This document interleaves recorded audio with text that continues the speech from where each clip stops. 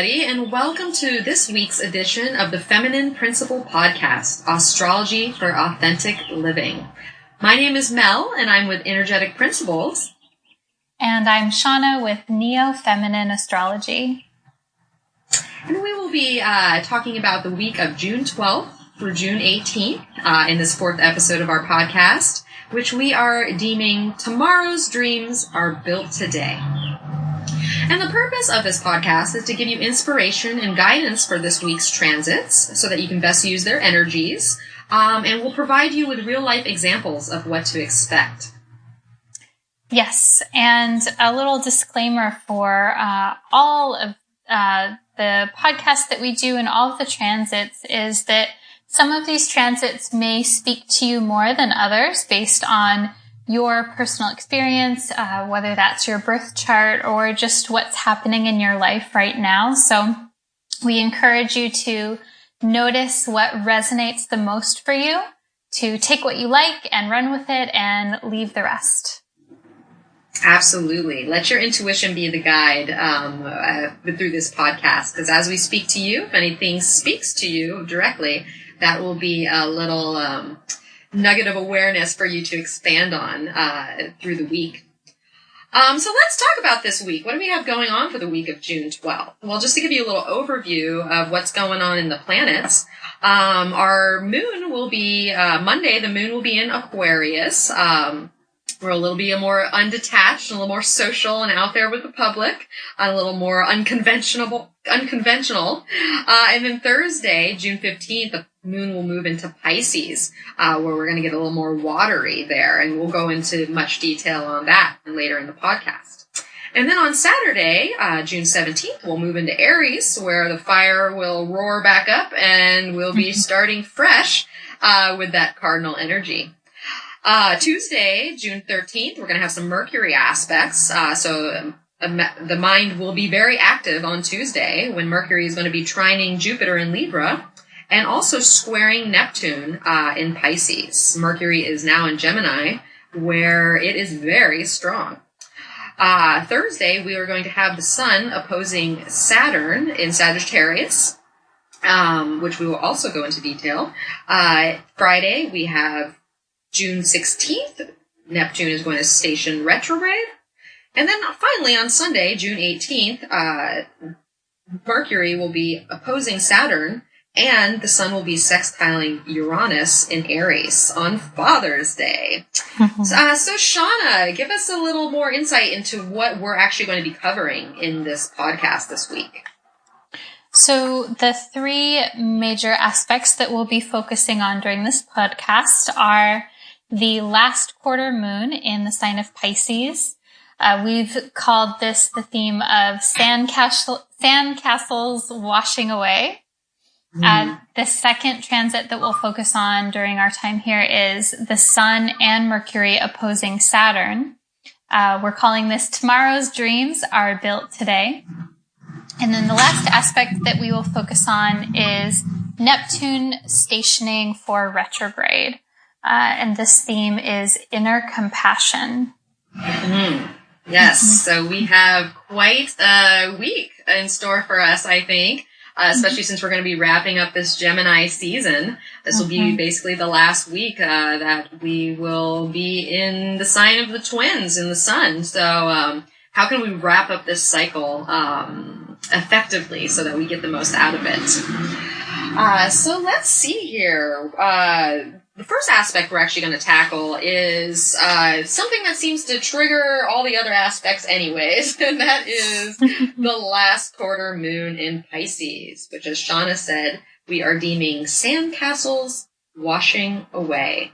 And just so that you know, the last quarter moon in Pisces will be exact on Saturday, June 17th at 4:33 a.m. Pacific time, and that will be at 26 degrees Pisces. All right, Shawna, I'm very excited to hear the quote that you have for this transit. Yes. So this is from one of Beyonce's songs from her most recent album, Lemonade. This is the song Sandcastles. And she says, "We built sandcastles that washed away. I made you cry when I walked away. And although I promised I couldn't stay baby, every promise don't work out that way. Mm.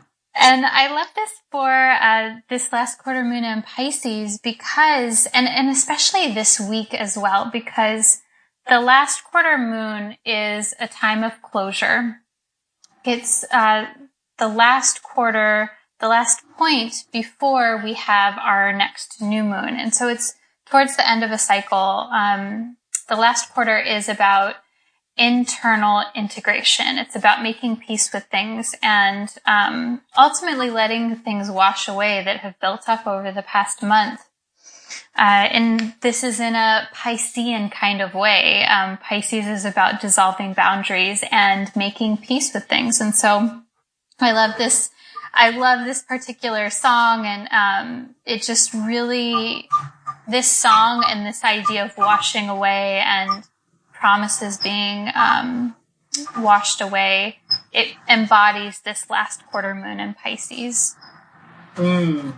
Absolutely. It's a very, it couldn't be more Pisces, that quote. It's beautiful. I love it.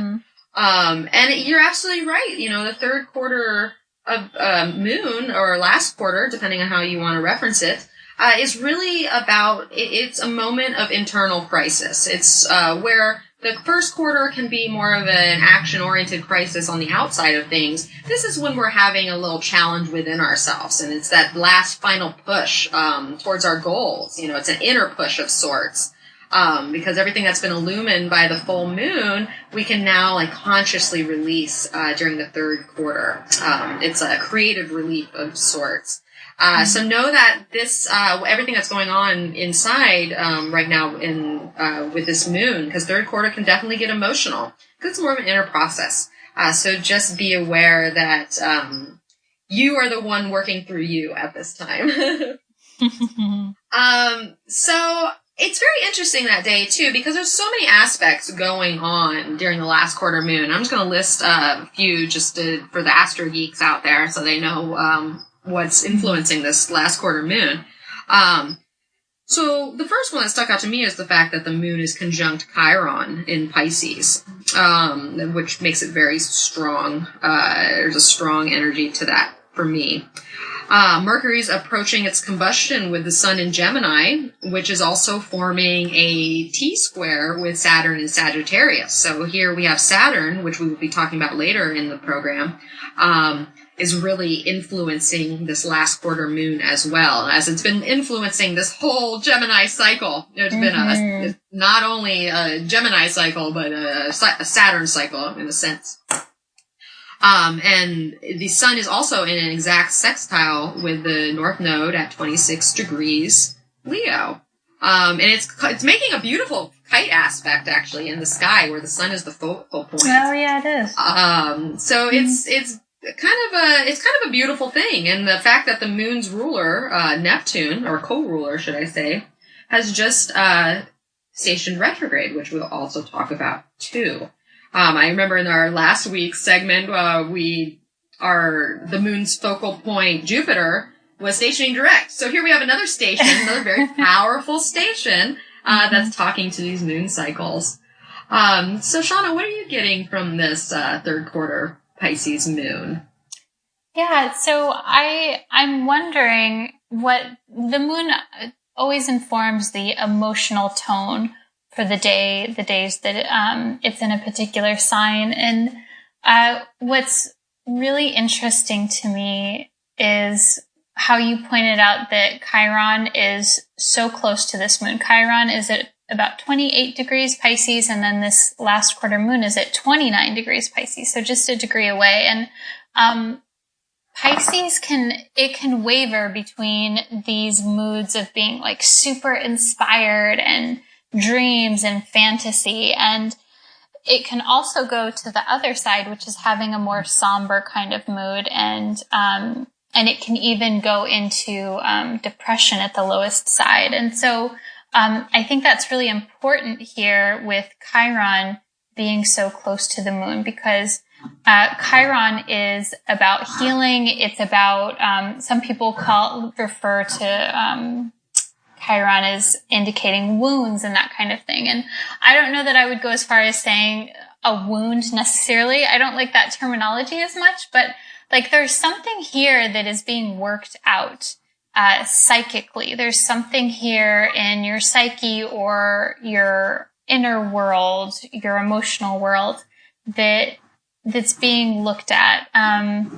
It's almost like, so during this day, and so I would say like, even because it's early in the morning at about 4:33 a.m. Pacific time. So like Friday night, Saturday morning, I would wonder what the mood is, and are you feeling high? Are you feeling low? And then what do you do with that?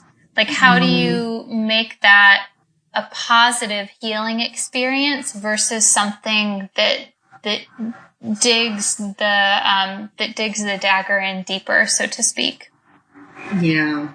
And I agree with you on that with Chiron and the wound, and that's its mythology. But the way I like to look at Chiron is a pain catalyst. Because, we don't really, Chiron is what brings that initial pain. The pain that really, and it could be outside of us, it could be inside of us, it could be small, it could be large, whatever that is. But it brings some type of painful discomfort that then catalyzes us into action. We want to heal that. We have to heal that, whatever that is kind of striking us at this time. So there might be something that either, and chances are it's going to be an internal thing. Because, we all wrestle with the internal pain we have. I know Shawna and I had a conversation earlier about how you can really kind of, you can attack yourself inside and cause your own pain. So just know at this time, if there's something that painful that comes up, or even if it's just a painful thought that triggers you in one direction or the other, just know that is there to push you to the healing aspect, push you to get over that and to really examine what that is, what that's saying. Because let's not forget that Saturn and Sagittarius is forming a T-square with this aspect. And granted, the moon and the sun are at 26 degrees and Saturn's at 24, so it is separating, but it is there. And whenever you have a T-square aspect, you're going to want to look at the square focal point, which is the moon and Chiron in Pisces. And you're going to want to look at the opposite of that to find the release. And the release for this T-square would be in Virgo, and coming back to that discernment in process again that we had in the first quarter, so that we can, because Pisces can be a little nebulous. Pisces is not black or white; it's very gray, and we can get lost in that, and that's how you can get a little confusion in that area, or feel like things might be a little hopeless or out of control internally at this time. So I would say a great way to work with this energy is to look at the opposite and look at Virgo and really stay focused in reality and to really discern what is going on now and don't get caught in the sandcastles, to be honest. Yeah, I agree. I think practical steps to closure are essential to embrace that Virgo energy, to embrace the polarity here. And I love the word that you used there, and that's closure, because that's what we're doing here in the last quarter. We're nipping things in the bud and we're closing things up. So these are the last emotional lessons to be learned, so to speak, in this Gemini Sun cycle. And I just want to share with a wonderful quote from Sybil Leek that I came across for the Pisces moon at 27 degrees, and how those degrees work up in symbols is that you round up when there's so many minutes. So what Sybil Leek says, she says, if he tries to build his life through castles in the air, he falls to earth and damages himself. His best way to success is to climb steadily, taking time out for meditation and reflection. Taking a second breath or second thoughts prevents disaster. And I lit up when I saw this, knowing that Shawna had related Beyonce's quote to this. It couldn't be more perfect with that sandcastle illusion. What do you think, Shawna? Yeah, I love it too. And I think that it speaks not just to that, but it also ties in the element of Saturn being involved here too, with like, okay, one step at a time and being more practical about it. I think it's like perfect for this particular aspect. It's really cool. It was really cool. I had chills all over my body. I was like, oh my gosh, this is something. So that was absolutely fascinating. So reflect upon those things, because we will be going into our whole Saturn story here a little later in the program. And you might want to look back at that and relate those two things, as Shawna was saying. But, really, Pisces is all, just like Sagittarius, Pisces is about faith, and trusting in a positive outcome, is what we need to do now. And just do the work that's necessary to succeed. Don't try to escape, from what Saturn might be asking you to do. Just have faith in what you're doing and know that it might take some time. Just might take some time. Mm-hmm. Yeah, what I think is interesting about this week overall is that when we look at this at a more personal level and like, okay, what can it actually mean for someone? A person may notice that the actual literal things that are happening are of the Saturnian nature, like there's a constriction or there's some kind of limitation or something that's being blocked or something where maybe there's a need to like do some more work to spend some more time on something. And then the last quarter moon in Pisces is like, okay, how do we feel about that? Like, what does that mean? What does that mean about our journey here and where it is that we're going? Because we have to be emotionally clear. That's the thing in Pisces that can be difficult because there's illusion that's there. And, but obviously that lends to fantastic use of imagination and creativity. And, it's very poetic and mystical. But with Saturn involved here, you have to get a little more real around this Pisces moon. And I kind of think we're still developing faith. There's a lot of faith that's happening in this Gemini cycle to me, and this might be a little trigger in that. And to mostly keep faith and hope for what it is that you're working on, We're all building something right now, I feel, and in different areas of our life, and we just have to stay focused on that and not let that sandcastle of immediate success let that wash away, and know that good things take time. Yeah, and I think that there's two different ways to look at Saturn kind of energy. You can look at it as like, oh my gosh, this is hard and I don't like it. Or you can be like, all right, I'm in it for the long haul and this is just what I need to do. And so, for people that are really having a hard time right now, especially anyone that's going through their Saturn return that's around 28 to 30 years old, or if you're just like having a rough time with something right now, it would be really interesting to look at where Saturn is transiting your chart, which house it is, and then where the sun and the moon are, because that may give more context to what's happening and how to move forward in a more skillful way. Yes, I absolutely agree with that. These are Saturn return triggers to the finest, especially some of the aspects that we're going to be talking about today, and some of the aspects that we talked about in previous programs. But I use this emotional energy to connect to your own compassion for yourself in the situation. How can you find compassion for what it is that you're working on, and allow that to just emotionally fulfill you, to be able to wait for those things and to know that your path of progress will be fruitful only if you maintain the faith and have compassion for yourself and just tap into hope. We have to we have to get those dreams into reality. This is another one of those dreams versus reality triggers. So let's maintain a little realness here in that department. So to segue into the tarot cards, to really reinforce some of the things that we were both saying, the tarot cards I drew for this last quarter moon in Pisces are the Eight of Pentacles as the focus and the Mother of Wands as the grounding.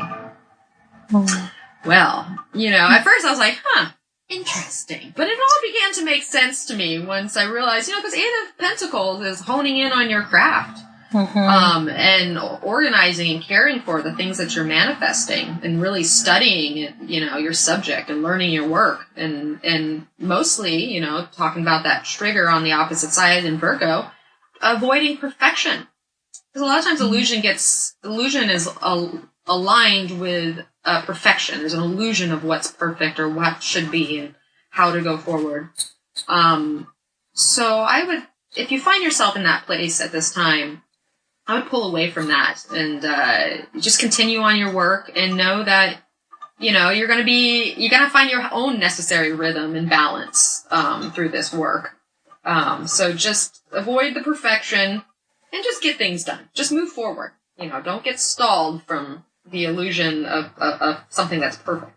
Yeah, and I love these cards because I think that they do give guidance towards what some of the shadow material of this last quarter moon in Pisces could be. So I find that the last quarter moon phase, whether that is transiting like we're talking about, or whether that's what someone has natally in their birth chart, it is a more somber time. And it's like, there is like this sense of inner conflict and like almost disappointment sometimes, like disappointment with life's circumstances. And I think that this layered on with Pisces, where there can be this sense of sorrow, I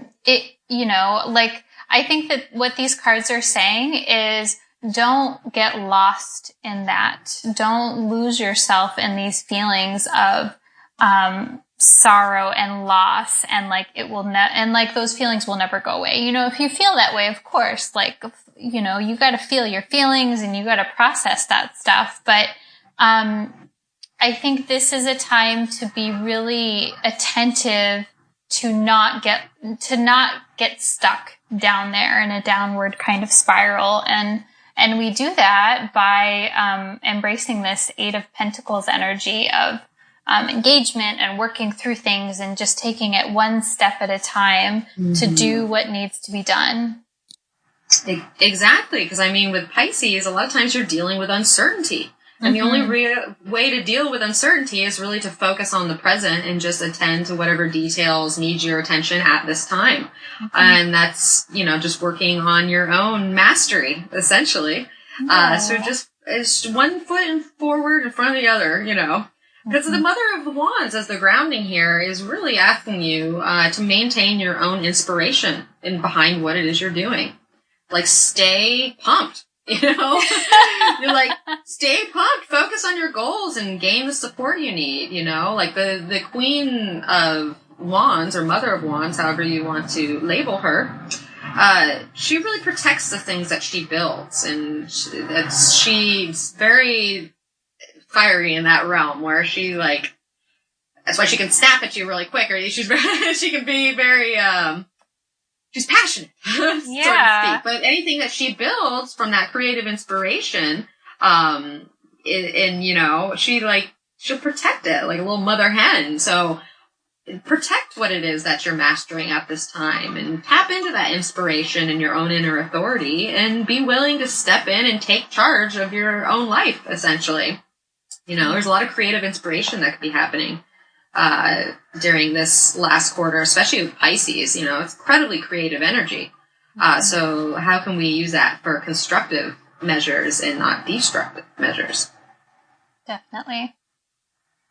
Yeah, and Mother of the Wands, too, is very career-oriented. She's all about advancing advancing in life and in society and focusing on goals. And so that's where we should be putting our energy right now, since Saturn is speaking to us on that realm. So just focus on the details. Stay out of the, uncertainty. We all have it. It's part of life. We don't know. That's what makes life surprises so exciting. Because we don't know. Yeah, indeed. We just don't know. Mm. So just to wrap up this last quarter moon in Pisces, some questions you might want to ask yourself during this transit would be, where am I using my imagination for a final push towards what I've been building? Are there any last details you've been avoiding? What uncertainties can I surrender to focus on the details I already know? Can I give myself compassion for any pain that may be triggered at this time? And lastly, what area of my life am I resolving karma? Nice. The Pisces definitely has some karma. It wraps up the whole cycle before we start the Aries. This is there's a very good chance that you could be resolving something that is, your whole life cycle based at this time. Yeah, especially with the Saturn Chiron combo. Those are very karma manifesting in the outer realm, and getting closure on those types of things. Once again, Shawna says the magic word, closure. Closure. Let's nip that in the bud. So I love me some closure. I always feel better. Right? Who doesn't feel better with it? Hey, we're tapping back into that uncertainty. And a lot of times we have uncertainty based on the lack of closure in our lives around certain situations. So let's nip that in the bud. All right, so we're going to move on to our next it's actually a pair of aspects, and we're going to talk about how they kind of work together. Mm-hmm. And that is the Sun and Mercury both opposing Saturn in Sagittarius. And as we know, the Sun and Mercury are in Gemini now. Mercury is very strong there in Gemini. And just to give a little detail, the Sun will be in exact opposition on Thursday, June 15th at 3:17 a.m. And then Mercury will be in its exact opposition with Saturn on Sunday, June 18th at 12:07 p.m. Pacific time. Mm-hmm. So we are deeming this one, tomorrow's dreams are built today. So Shawna, kick us in with that quote. Yes. So this is by Diana Ross.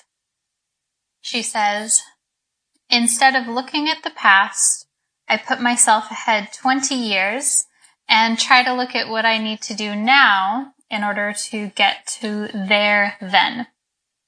And I love this for this opposition with Saturn, because, of course, Saturn is about long-term goals. It's about taking one step at a time towards something that seems massively impossible, but when you break it down, it's actually achievable over the long term. And then the Sun and Mercury opposing Saturn, there's this idea of it like what it is that you're meant to do in the world, this your vital creative energy, which is the Sun, and Mercury, which is your communication and thought process, your awareness. Like there's something that's really important here that you're working towards. And I don't know, maybe there's a new awareness about it, but I love this quote in particular because it speaks to the need to be very focused, Mercury, on what it is that you're moving towards, Saturn, and to do that in a way that that is visionary, that is practical, and that really takes things into account. And so that's this aspect. I just want to say I absolutely love that quote. I love Diana Ross first of all, but that quote is It's so true, and so many of us don't think about those things, and we live in a day-to-day reality. And nothing big was ever built by not, envisioning the future and looking ahead and like planning out what it is that we're trying to achieve. Foresight is everything. And I think that a lot of these two aspects are going to be wrapping our minds around that foresight and being able to tap into that Saturn energy. Because we just talked about the last quarter moon here, and that last quarter moon is actually sandwiched right in between the two aspects. So the sun, so how I look at it is like the sun is probably, because keep in mind, a few weeks ago, we had Mars opposing Saturn, which kind of kicked off this whole Saturn cycle that we're in of oppositions. So now that the sun is coming around to its opposition there, I feel like the sun is going to illuminate some type of challenge in a sense, or a challenge that we've had or a challenge that we're currently working on. And chances are that first quarter Pisces moon is going to wrap itself emotionally around that sun's awareness of what it is that we're up against. And then if we do the work there, then once Mercury comes around and we get more on the logical side of things, I'm hoping that our mind can find the solution. Once our emotional processes sorted it all out, that the mind will really be on board, because the mind has to be on board for anything to fully, like the mind and the emotions working in one, it create beliefs and propel us forward. And so the last little trigger, I mean, eventually Venus is going to come around and oppose it as well, but we got some time before that happens. So I feel like Mercury is this last peg in the whole thing that is really going to tie up all these aspects and hopefully give us perspective around it and just a new way of thinking of how to deal with this Saturn energy and the progress that we've been making. Yeah, and it will be really interesting to see what literal events come up, because I'm as transits are happening to Saturn, I'm always like thinking about, this is really like the tail end of Saturn in Sagittarius. We really just have essentially through the end of the year, through the end of 2017 before Saturn moves to Capricorn. And so, so anytime there's an opposition, it tends to feel more like there's something outside of you that is coming up. So like in this case, Saturn, there's something outside of you that is a restriction that's coming up, or there's something outside of you that is like hard or that you're trying to figure out. And, I would imagine that with this transit, it's something where you're like, all right, I know this, like, this is my thing, like, I'm working on this thing, whatever it is. And that there's an opportunity to get at it in a different way because it's Mercury. And, so yeah, I would just be really aware of what types of restrictions are coming up. And then I wonder if they're actually a restriction or if it's something that is in your head. So to head, yes. you nailed it right there. Absolutely. Because keep in mind, we're in the last quarter here. We're being triggered emotionally in Pisces, and this is an inner crisis of sorts. So, and the beauty of Mercury being in Gemini is that it has a flexibility to it. So we have that on our side, where the mind can be more flexible at this time. Because what's interesting is the day that Mercury opposes Saturn exactly on Sunday, Father's Day, we're actually going to have the Sun in a sextile aspect with Uranus. And Uranus is all about breakdown, breakthrough. So I really think that these couple days there might be some type of breakdown that happens. But the purpose of it is so that we can break on through to the other side. You know what I'm saying? Like we gotta wrap our mind around the breakthrough that can happen now. Because we're in the last stages of this Gemini season. Mercury is just full force in Gemini in a fabulous place. So the mind is strong, the mind is flexible, and I think that is going to work in our favor, so that we can all break through whatever Saturn issues we might be having at this time. Yeah, I love that, Mel. That makes me think of in Brené Brown, her popular TED Talk. She talks in her books too. She talks about how after doing all of this research on vulnerability and shame and everything, she realized that the solution, the balm, the healing to shame is vulnerability. And then she had what she calls a breakdown. And then she like crosses it out. It's not a breakdown, it's a spiritual awakening. And like, it's kind of like her little joke that like she freaked out and had this huge breakdown, but it was actually a spiritual awakening.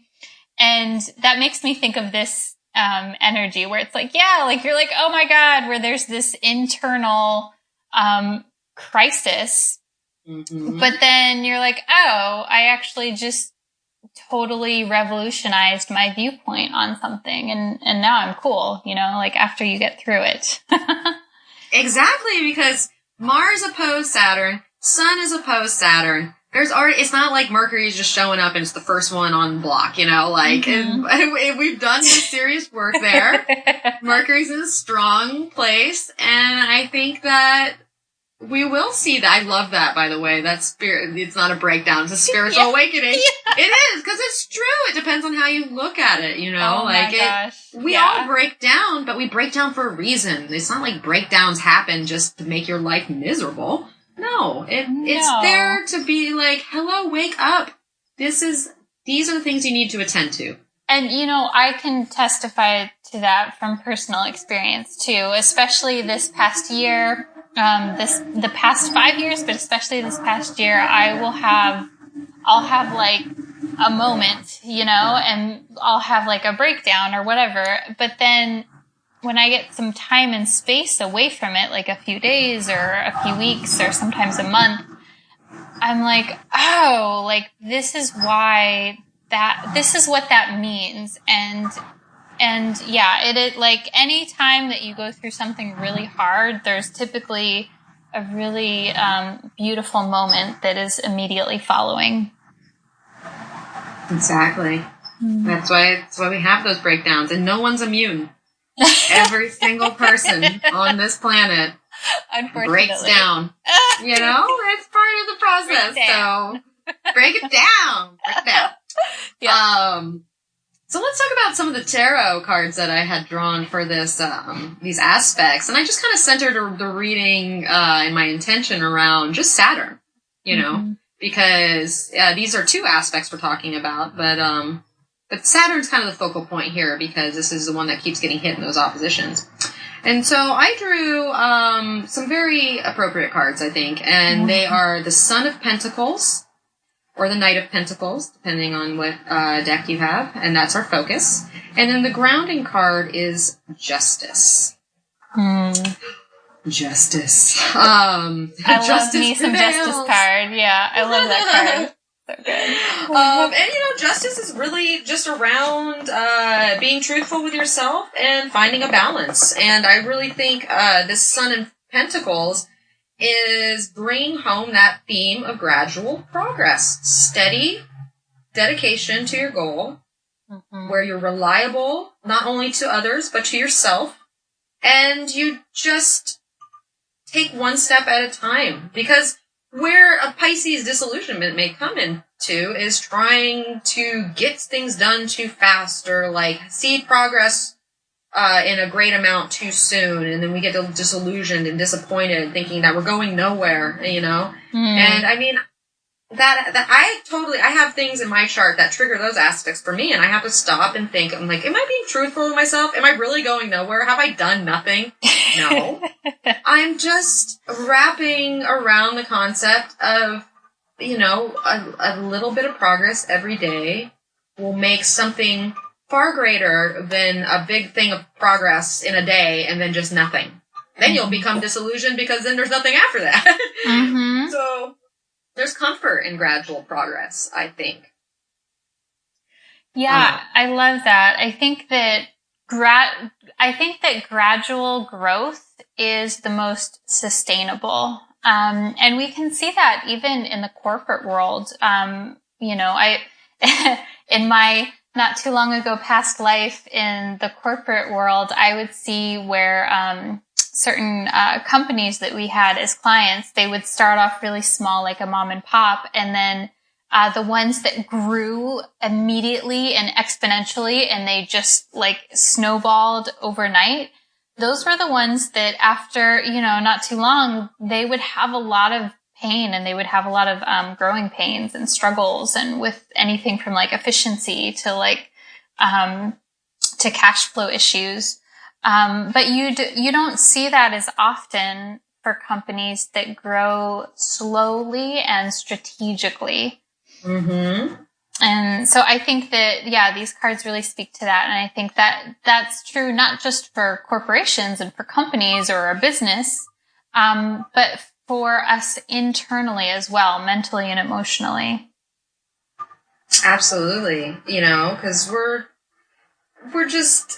proving ourselves at this time. You have to do the work to prove yourself. And we're just finding balance in what it is we're doing, because if you try to strive too quickly, like you were just saying with the corporate and like all those .coms basically that have those same things, the in and out, is that there's no balance there. The balance is in that gradual progress versus, quick bursts of activity. Mm-hmm. And here we are in the Gemini opposition aspect, and Gemini is known for quick bursts in different directions. So the Gemini, the mind is trying to wrap itself around how can I actually, or maybe how can I do things in different directions that are all focused towards one goal? I can put my energy here, there, and everywhere, but I'm making gradual progress for a big picture. Yeah, I like that a lot, so that it because when you phrase it in that way, Mel, it doesn't feel constricting to me, because there's still this ability to hop around, but you've created some kind of boundary for yourself. Like, okay, this is the thing, or these are the things that I'm focused on. So for a person practically, that could be like, okay, I'm going to focus my time on, I have all of these creative interests like painting and music and crafty things, but like, okay, I'm going to focus entirely on music, and I can do all different kinds of like research different instruments, but like music is going to be my wheelhouse for now. Yes. Mm-hmm. Exactly. And the thing is that we all might be kind of grasping what it is that we're trying to gradually progress around. And so if you haven't this could be a time to actually make a decision, in an area where we're I'm going to do the work here. Because I've made an informed choice, not an emotional one. Here we're coming out of that, last quarter moon, and the mind's wrapping itself around, in strong Gemini. We've informed ourselves for all the different options and avenues. You might want to make a pro and cons list at this time, to weigh out different directions to go in and where you'll see benefit and where that might not be a good idea. And that's really just kind of what we're doing right now. And the things I would say to stay away from if you find yourself in this zone during this time is if you find yourself being too stubborn about something, or it's sort of like persistent to a fault. The Son of Pentacles can get that. Like, it keeps pushing no matter what, even if the outside sources like Saturn are like, tapping on your shoulder. What are you doing? What? No, what are you, stop. Or if you're like just doing all this for like, just to be rich or have like this, kind of more material, wealthy, like just doing it. Basically, if your material and your spiritual plane aren't on the same playing ground right now, because Saturn is in Sagittarius, like we are building these things. But it also has to be involved in our own purpose, and aligned with the things that we, what we believe in life and our meaning. So keep that in mind. And I think if any of you out there are job hunting right now, if you just focus on what you want to do, like don't throw out 5 million applications to all these places that, you might not want to work at, or like, I'll take whatever, or this is just in case, or maybe, I would say at this time, get truthful with yourself, and decide what it is you want to do, and just put your just put your focus there. Apply for only the jobs that you find meaning or purpose in, or that your heart's really involved in. Don't just apply to whatever just to get a job, because I don't think that's where you're going to see real reward, and spiritual reward at this time. So I agree. I think this is not a time to be sloppy. This is not a time to just accept whatever. This is a time to be very specific.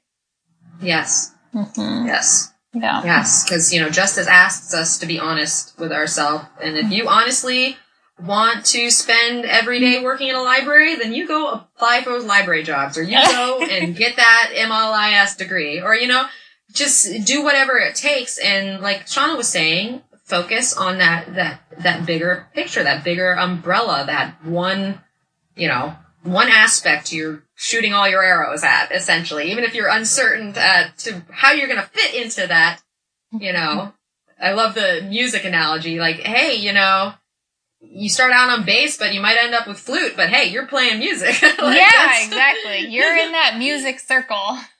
Exactly. Yeah. Mm-hmm.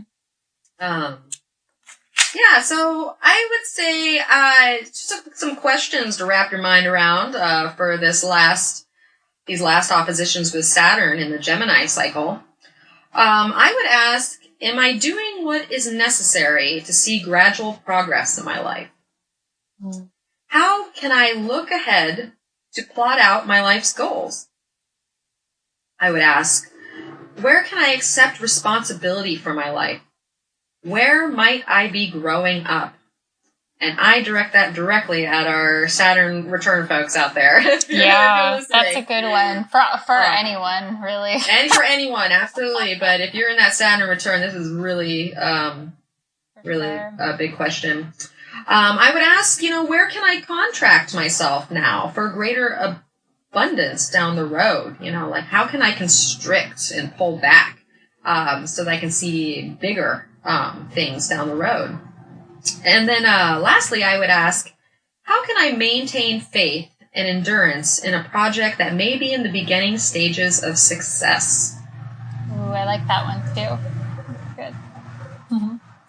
So, yeah. Any closing words on that? All that Saturn action, Shawna? No. I think I feel good. We've said that is the best Saturn answer you could have possibly. No, absolutely no. We're done. No, done. Let's do it. Perfect. Yeah. Oh, okay. Well, with that being said, so concisely, I love a Virgo rising. I got to give it up to you. You're welcome. No. All right. So the last aspect we're going to be talking about during this podcast is the fact that Neptune is stationing retrograde. And we are deeming this inner compassion. And Neptune is going to station retrograde on Friday, June 16th at 4:10 a.m. Pacific time. And it will station at 14 degrees Pisces. And keep in mind the Neptune has been direct since November 20th of 2016, and it'll now be in this retrograde cycle until November of this year as well. So, Shawna, what do you see for Neptune going retrograde, especially during this Pisces last quarter? It seems very timely. It does. I think it's interesting to me, the synchronicity of last quarter moon in Pisces and Neptune stationing retrograde in Pisces at the same time, or within the same week. So the quote that I picked for this particular transit is by the Dalai Lama. He says, "Love and compassion are necessities, not luxuries. Without them, humanity cannot survive." And I love this for Neptune because this is Neptune's jam, like up and down. Neptune is like, we are all connected and we all influence each other in subtle ways. And, can't we just bring a little more love and compassion? That's really what Neptune asks. And, so what's interesting about stationing retrograde is, I don't see this as something that's going to be a dramatic night and day shift. Neptune moves so slowly. And it's retrograde about 5 months out of every year. So it's not something that is like a once in a lifetime situation, but it's still worth noting. And it's especially worth noting for anyone that is having a Neptune transit, or any of the mutable signs, especially too. So it'll be really interesting to see how we feel, but it is this movement from your spirituality and your intuition being focused outside of yourself to it being focused more internally, and to see it almost as like a fine tuning of the intuition and the spiritual connection. Yeah, that absolutely. Because when something goes, when a planet goes retrograde, we're turning that energy inward. So I like to look at Neptune stationing retrograde as an inner evolution of sorts, where we can actually become more direct, like have a more direct connection with our own soul and our own guides and our higher self. We turn that energy inwards, and I would not be surprised if our dream lives are heightened during this time.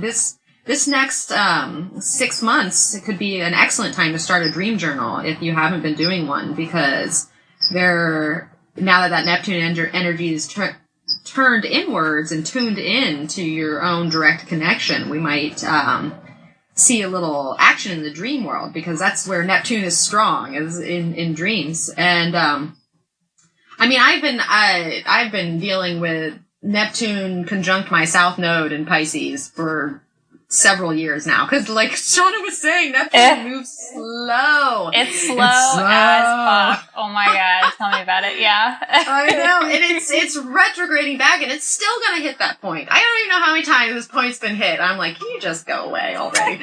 Well, not really. It has its pluses, and that's what we're going to focus on here, so that we can get the best out of this Neptune retrograde, because Neptune's all about dissolving. So really we're going to do some inner process work where we're going to dissolve aspects of ourselves in order to bring us to a higher level, and to see spiritual progress, because our intuitive awareness can be really tapped in at this time, and we're going to see more nudges that are going to happen more naturally in our subconscious, more so than it was when it was direct, I think.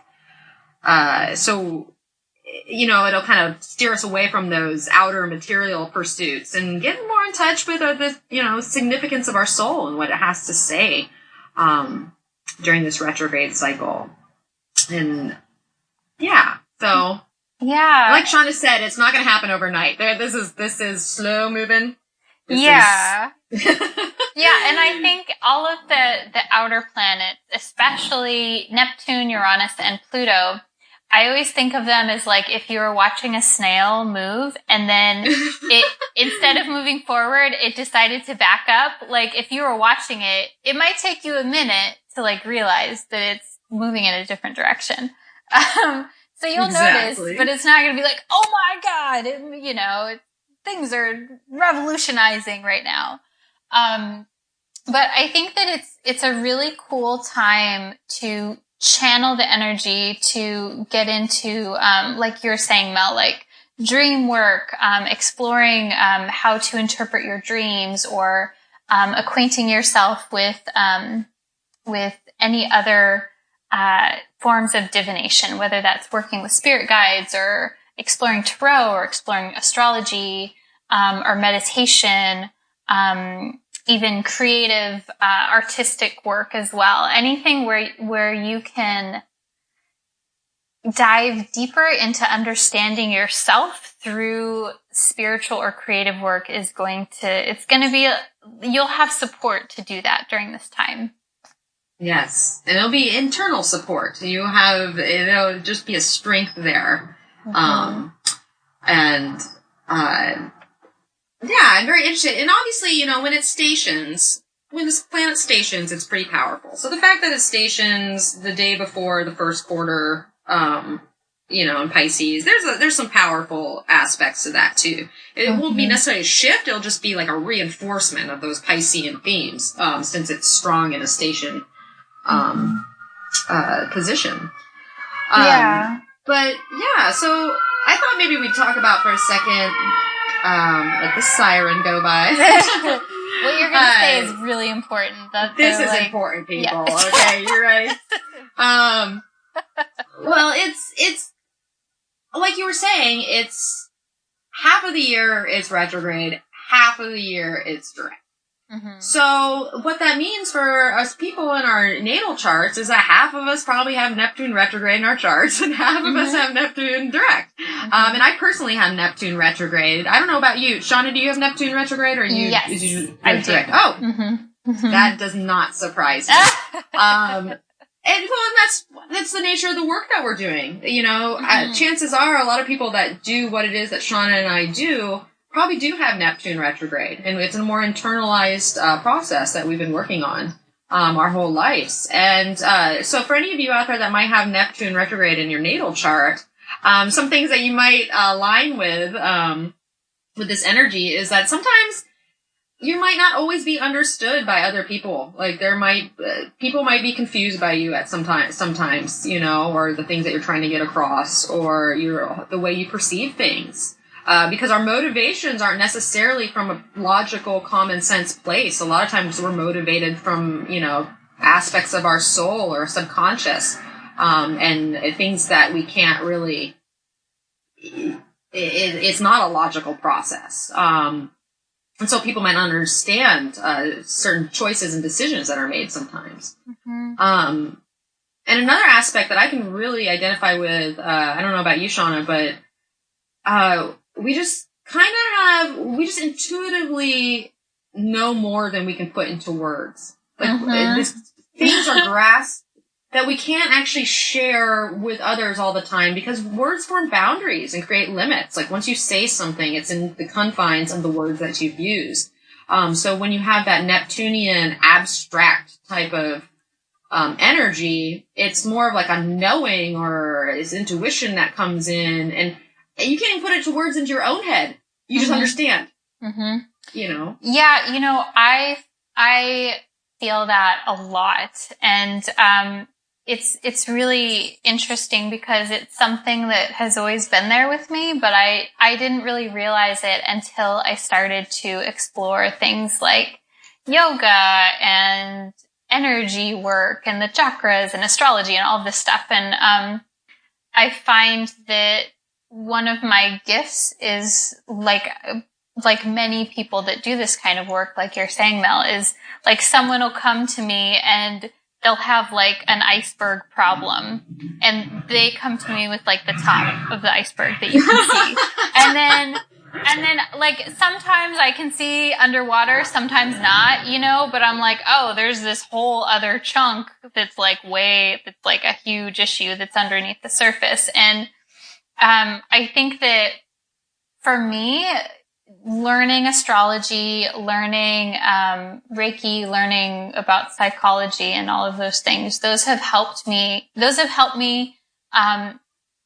understand why I know the things that I know and to put language with them as much as possible. Yeah, and I think it's kind of cool. I love that you're saying this because like this is why Neptune is associated with all of the spiritual arts and these kinds of things, because it helps to put a context or language to what it is that you know, but you almost like don't know that you know it. And it's so subtle. It's so incredibly subtle.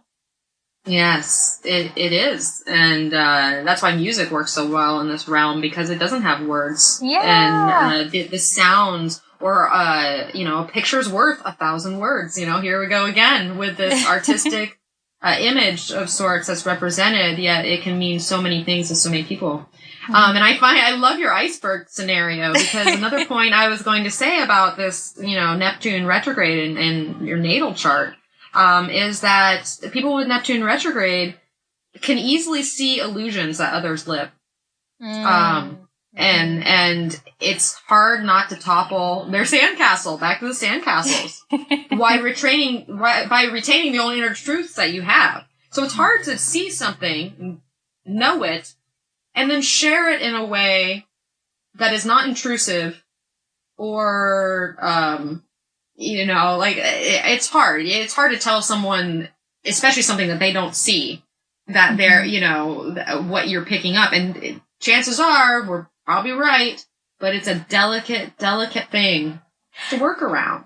Yeah. And so I love that you're saying that you use those astrology tools and all those tools to basically communicate that in a different way. Mm-hmm. Yeah, and I think it's such a delicate, it requires delicate navigation. One of Neptune's strong suits is not boundaries. So it's like, and you know, it's kind of funny, Mel. I have a strong Neptune in my chart. I have Neptune retrograde, and it's in my 4th house, with my South node. So, I kind of got that vibe going on a little bit, and I find that a lot of friends and a lot of clients that I have are incredibly intuitive, and in varying different points in that discovery process. And so, what I find is a lot of people where they're just starting to connect with their intuition. Especially if they're very Neptunian, they'll like just get downloads for someone, like the person standing next to them at the grocery store. And they're like, oh my God, like, what am I going to, it's like, what am I going to do with this information? And sometimes it can feel overwhelming to like hold that inside and to not share it. So I think this is a really great time. Also, this, the stationing of the retrograde, and then when Neptune goes on the inside, it's like, okay, how do I manage when I get these intuitive downloads? Do I act on them? Do I hold them? How do I hold them if it's not appropriate at this point in time, and all of those things. It's like, I think that with an intuitive gift, there comes a requirement to be a good steward of that gift. Absolutely. There's a responsibility to it. And here we can look again to the opposite of Pisces and that Neptune energy and come on back to Virgo and really discern what it is that you can share with others and what you can't in that moment. It doesn't mean you can't at a different time, but knowing when the time is right is key. And just to wrap this little portion up about Neptune retrograde natally, for us that have it, our karma is really around learning how to sort out what is real from our own ideals. And that's kind of, here we're all like, and we can do this, and we can do this, but guess what? Inside that picking apart, of the illusions that we're able to do so well with other people, it's really hard for us to do ourselves. We can get really wrapped around an idea that's not realistic, and we don't realize it sometimes until it's too late. And so there's a lot of lessons to be learned if you have Neptune retrograde natally, especially if you have direct contacts in your chart, like Shawna was saying with her in the 4th house, conjunct the South Node. That's a very karmic place to be. And I have several I have Mercury and Jupiter trine Neptune. I've got the Sun in conjunct Neptune, exactly, which is a very interesting aspect. That's a whole nother podcast. That is interesting. Yes, so there's that Neptune, and I have a Pisces South Node, that Neptune's been dancing over for the last 5 years. But, okay. Not that long, but close to it. It feels like 5 years. It feels like it. Yeah. Slow moving. That's really the karma, back to that Pisces Neptune kind of theme, the karma that you have to deal with if you have it internally. And it could be something that you're dealing with now that it's, societally, as we're all dealing with Neptune retrograde, is we're doing an inner sorting of sorts, from what is real, and what is an ideal that is not. And you gotta be careful, because you can't be like, oh, that's not realistic, and then it's out the window, when really all it needed was a little bit of work and something to be put around in a form for it to be realistic. So it's a fine balance of knowing what is just totally not doable and what dreams we might have that just need a little reality dose and a little bit of that Saturn work. Yeah, and that's why I really like the Sun and Mercury opposition with Saturn this week, is because it Saturn and Neptune together, like in reality, they actually balance each other very well, and on the highest side. So it's, I think it's kind of nice that they're in the same week together. We're gonna need that. No, it's true. It's kind of like the Odd Couple in a sense. Like they're so different, but they need each other, I think. They need each other. Yeah. True. It's absolutely true. That's a good point, Shawna. Good point. It is a love story. That's going to be a song, Neptune and Saturn, a love story. I'll write it. More on that later. Yeah. So let's talk about the tarot cards associated with Neptune going retrograde. Well, I drew the Ace of Cups as the focus. And then the Five of Swords as the grounding, which I find interesting because this Five of Swords just keeps popping up over this month's transit, which makes sense. We're still in Gemini. Let's not forget, as we talk about all these things, the sun, our beacon of light, is in Gemini. Mm-hmm. And so, the Ace of Cups is all about, our inner lives and our emotional and spiritual force. So, if you look at the card, the card is usually like overflowing and there's so much there. It's like the start of the beginning, the eruption of sorts, And so I feel like there's kind of some type of need to surrender in a sense. And a conflict within ourselves might be necessary so that we can open ourselves up to unconditional love and compassion for ourselves.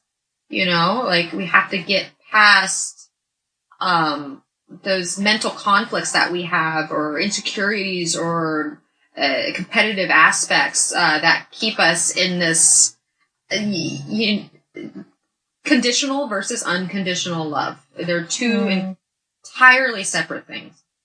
And so I feel like there's an inner healing that can really happen from any type of outside conflict or inside conflict. If we're, it's a great time in these next 6 months to really just get your mind wrapped around how to live and let live, basically. And just let that go. Like anything that you might be holding on or taking away from you emotionally, or you might be giving conditional love or situations to people. Like, let all that go and just open. The more you open your heart internally, the more it's like a magnet. Your heart's like a magnet. And if you have that unconditional love and compassion for yourself, which is not an easy thing to do. I'm not saying like this, boom, you have it. It's a whole lifetime of work. But when you get that, and even if you don't have it consistently, even if you have it in the moment, you're going to see that it's like a magnet and your heart just attracts, that same unconditional, that same compassion from other people. Yeah, and I'm really struck by just the synchronicity of the imagery here with Neptune is a lot of the symbolism around Neptune is like the ocean and like especially like just overwhelming amounts of water and flow and things dissolving because there is so much water. It's oceanic. And then the Ace of Cups tarot card is this beautiful cup that is overflowing with water. No boundary. Keep going. Yeah, there's just like so much water. So all the emotions. And, I like this a lot. Personally, I've been working a lot with these ideas of self-acceptance and compassion and how to, really like how to allow myself to be the way that I am. And I think that that's a precursor to unconditional love, not just for oneself, but also in relationships as well. And I like this card because it does say, don't hold on to emotions. Don't get attached to emotional states. Don't feel like you need to hold on to things because it doesn't allow that flow to happen then. And I think the same, and this all ties together with that last quarter moon in Pisces that we were talking about earlier, where it's like, if you are feeling a certain way that's not desirable, whether that is guilt or shame or hang-ups about like your body or something that you did, you know, let it be okay, and let that acceptance happen, and let things flow, and let things just be. And that's very Neptunian. And so yeah, that's what I have to say about that. I absolutely agree, because what happens is a lot of times if we're not aligned with some type of compassion for ourselves or inner love, what happens is that our emotions are like, it's like, imagine an emotional hamster just crying its eyes out in your head, and it's running that wheel, you know? It's a sad hamster just kind of going around in circles. And we do that. We emotionally go around in circles. And the emotional hamster. Just a little side note, if anybody has seen, I think it's called Existential Guinea Pig. It's a hilarious video that's on YouTube. Watch it. Oh my God, it's hilarious. Right when we're done recording this, I'm going to look it up immediately. It's so sweet. But yeah, so, don't let that hamster run around. Like, surrender to that conflict, that emotional conflict that could come up. Because, we're looking at the high side of Neptune, and that inner retrograde action that's over this next 6 months. But keep in mind that Neptune turned inward can also be disappointment and disillusion and uncertainty and all those kind of things. So if you find yourself in that emotional uncertainty and that hamster's running the wheel, give in. Wave the white flag. Just be like, you know what, I can't. I don't even have, this is robbing me of all my emotional energy, and I need to be able to not only give that to myself unconditionally, but in turn be able to give that to others and then receive it as well, because it's very important to receive the love too. Yes. Yeah, so. I love that element of surrender, and I think that's important when you are having a challenge that is emotional or mental. And I think especially just to tie it back to anyone that is having a Neptune transit at this time, if Neptune at 14 degrees is aspecting a planet in your chart that's close to that, there's a need to surrender to whatever it is that's happening. And it will make things so much easier. And I think that it just allows for something new to open up too when we do surrender. Yes, amen to that. Mm-hmm. That is absolutely true, because which is hard when that thing, as we're saying, moves so gosh darn slow. Like I'm having a Neptune transit as well, and it's like it's taken a while. Yes. So, and that's the thing, is that, like, as we talk about this in its slowness and all these aspects of how this might play out over the next 5 months, is chances are it's going to play out when that retrograde Neptune is being aspected by either a transiting planet, mm-hmm. Or if it's activating something in your chart, like Shawna was saying, around 14 degrees, any mutable sign, Pisces, Gemini, Virgo, and Sagittarius. Mm-hmm. If you have anything there. And then also, those are the hot spots. Yeah. Yes, those are hot spots.